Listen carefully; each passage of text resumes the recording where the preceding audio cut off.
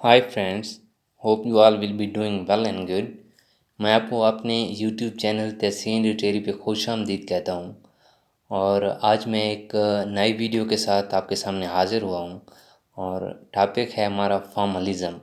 ये एक famous literary और लिंग्विस्टिक थ्योरी है जो लिंग्विस्टिक्स और लिटरेचर के स्टूडेंट्स इसको अपने कोर्सेज में डिस्कस करते हैं। ये एक इम्पोर्टेंट सा टॉपिक है और वीडियो बहुत ही इंफॉर्मेटिव होगी। एंड तक ज़रूर देखेगा। आइए अपनी वीडियो शुरू करते हैं। तो हमारी पहली स्लाइड है that how to study literature, कि लिटरेचर को किस तरह स्टडी किया जाना चाहिए। क्योंकि ये जो फॉर्मलिज़म है ना, ये लिटरेचर को स्टडी करने और उसकी लैंग्वेज को डिस्कस करता है और किस तरह हम मीनिंग्स एक्सट्रैक्ट करते हैं फ्रॉम द लिटरेचर, ये इस चीज़ को डिस्कस करता है। तो फॉर्मलिज़म को स्टार्ट करने से पहले मैं आपको बताना चाहता हूँ कि पास्ट में कौन कौन से तरीके रहे हैं to study a piece of literature. तो art is unique because it is always open to interpretation, कि ये जो लिटरेचर है ये हमेशा ओपन टू इंटरप्रिटेशन है, कि इसकी मुख्तलिफ इंटरप्रिटेशंस की जा सकती हैं डिफरेंट माइंड्स के मुताबिक।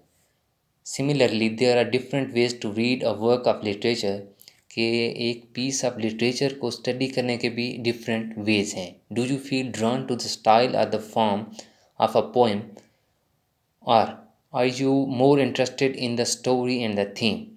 कि कुछ लोग जो होते हैं वो स्टाइल और फॉर्म के ऊपर फोकस करते हैं एक लिटरेरी पीस ऑफ वर्क के। तो कुछ लोग होते हैं जो एक स्टोरी और उसके थीम को देखते हैं। You may be surprise to know that examining a text theme and social context was not always the most popular way to read literature. कि पास्ट में लिटरेचर को स्टडी करने के लिए टेक्स्ट के जो थीम्स हैं या उसका सोशल कॉन्टेक्स्ट है, वो ये दो चीज़ें हमेशा अहम नहीं रहीं in the history. Many literary critics instead considered form and style to be the best measure of quality in literature.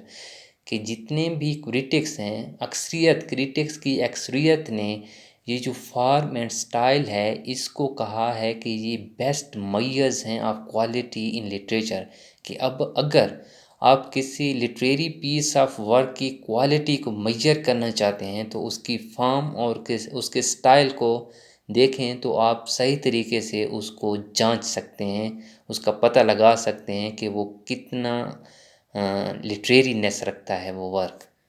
तो ये थे तरीके लिटरेचर को रीड आउट करने के, स्टडी करने के।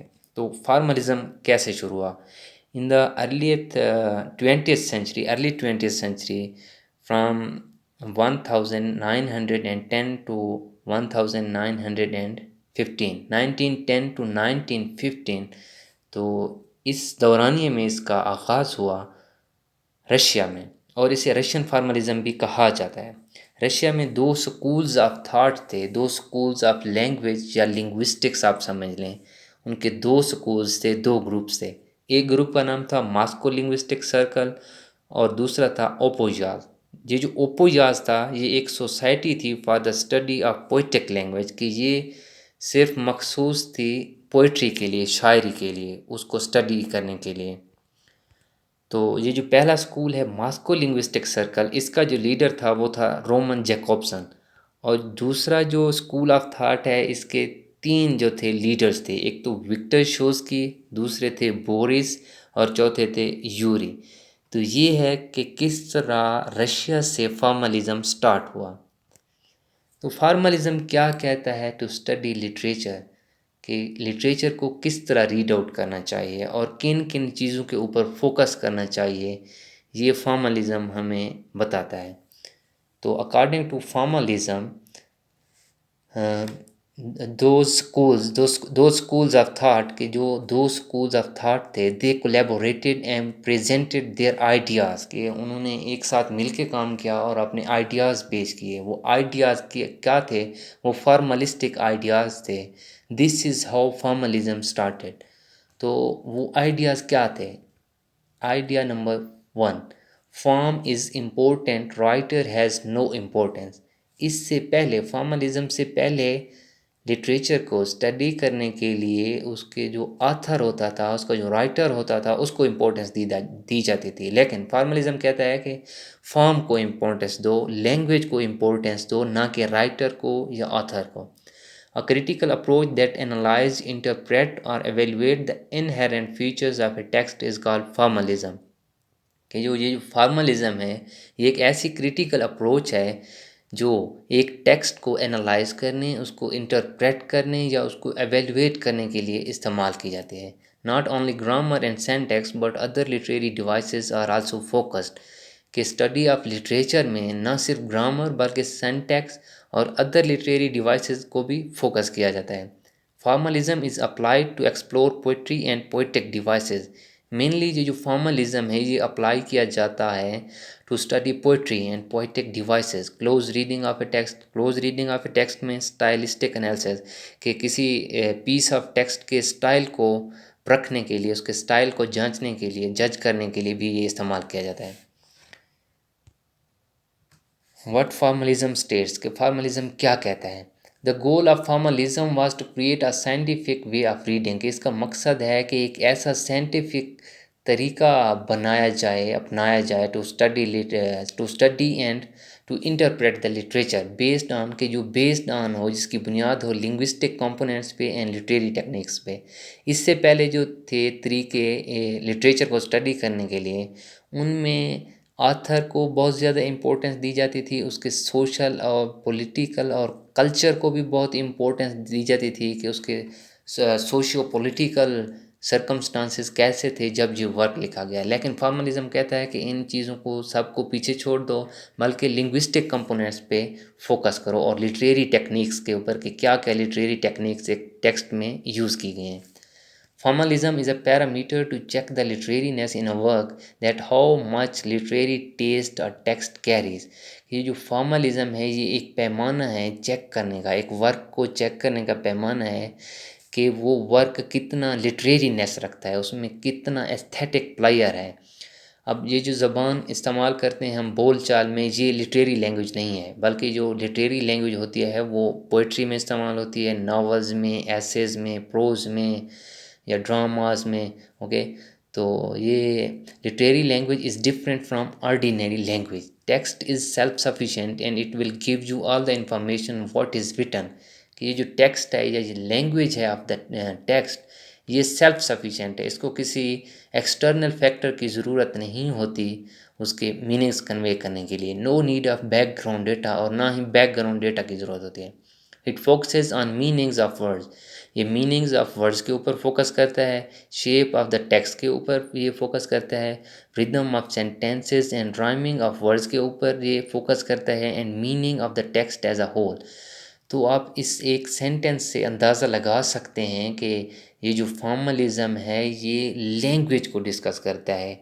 एक लिटरेरी पीस ऑफ वर्क की लैंग्वेज को ये इम्पोर्टेंस देता है, ना कि उसके आथर को, या ना कि उसके आथर के कल्चरल या सोशियो पॉलिटिकल टेक्स्ट को। ये उन चीज़ों को निगलेक्ट करता है, आथर को और उसके सोशियो पॉलिटिकल जो सर्कमस्टांसेस होते हैं उनको ये निगलेक्ट करता है, और only focuses on the language of the text.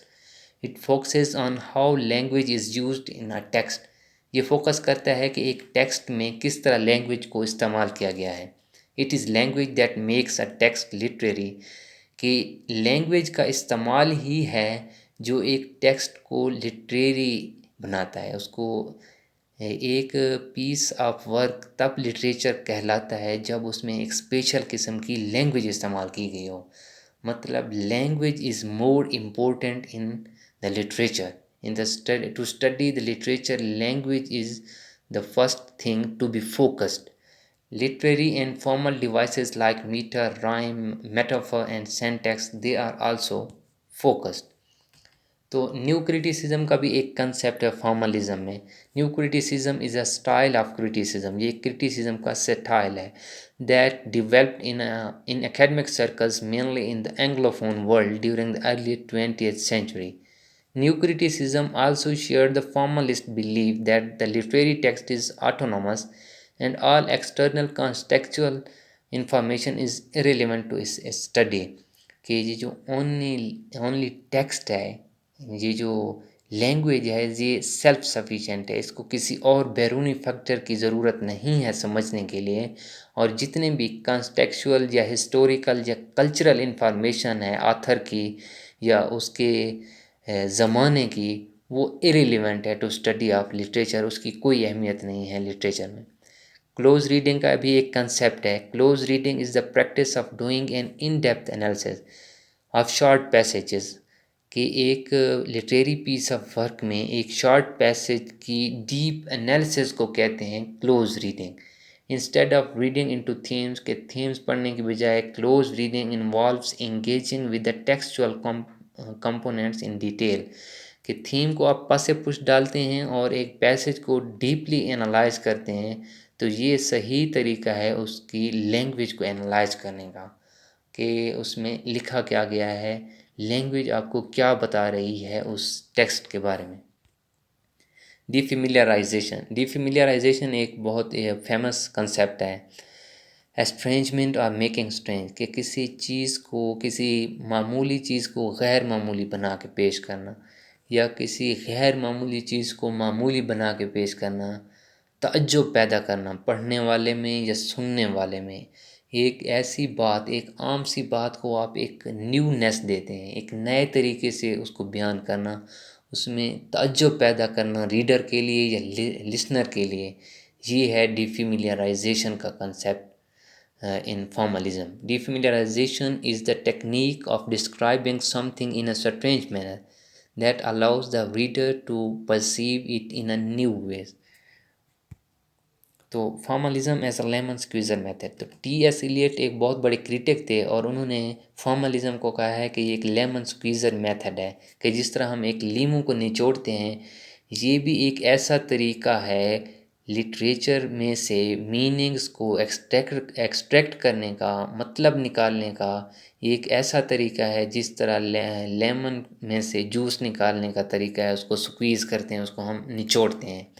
The method is to take a well-known poem without reference to the author or his other works, कि आप एक वेल नोन पोइम लेते हैं बग़ैर उसके रेफरेंस टू द ऑथर या उसके किसी और वर्क के, analyse its stanza by stanza, आप इसको स्टांजा बाय स्टांजा एनालाइज करते हैं और लाइन बाय लाइन आप इसको रीड करते हैं, और इसमें से आप every drop of meaning, you extract every drop of meaning in from this poem. This is called lemon squeezer method, that how you are squeezing, how you are extracting the meaning from a poem. तो आगे बढ़ते हैं कि the things that formalism निगलेक्ट्स, कि कौन सी ऐसी चीज़ें हैं जिनको ये इग्नोर करता है, जिनको ये पस से पुश डालता है कि ये अनइम्पोर्टेंट हैं। वो कौन सी चीज़ें हैं? एक तो है बायोग्राफिकल सर्कमस्टांसेस। मैं आपको पहले भी बता चुका हूँ कि फॉर्मलिज्म कहता है किसी भी टेक्स्ट को रीड आउट करने के लिए, स्टडी करने के लिए, उसका जो ऑथर है, उसकी जो बायोग्राफी है, उसके जो बायोग्राफिकल सर्कमस्टांसेस हैं, उनको निगलेक्ट कर दो और फिर टेक्स्ट को स्टडी करो। Author has a secondary importance, जो राइटर है उसकी इम्पोर्टेंस सेकेंडरी है इन फॉर्मलिज्म। तो प्राइमरी इम्पोर्टेंस किस चीज़ की है? वो टेक्स्ट की है या लैंग्वेज की है या फॉर्म की है, कि किस तरह लैंग्वेज को यूज़ किया गया है, ये इम्पोर्टेंट है। उसका राइटर इम्पोर्टेंट नहीं है। Social, cultural and political aspects are also neglected, कि उस वर्क के या उसके राइटर के जो सोशल, कल्चरल या पॉलिटिकल आस्पेक्ट्स हैं, उनको भी ये निगलेक्ट करता है। टाइम ऑफ द वर्क, कि एक वर्क, एक पीस ऑफ वर्क कब लिखा गया, उसके टाइम को भी निगलेक्ट करता है। एप्लीकेशन ऑफ फॉर्मलिज्म, कि फॉर्मलिज्म अप्लाई कहाँ कहाँ किया जा सकता है। It is use to analyse poetry and poetic devices, ये एक तो पोइट्री को एनालाइज करने के लिए इस्तेमाल किया जाता है और दूसरा पोइटिक डिवाइसेस को, जैसे simile, metaphor and so many.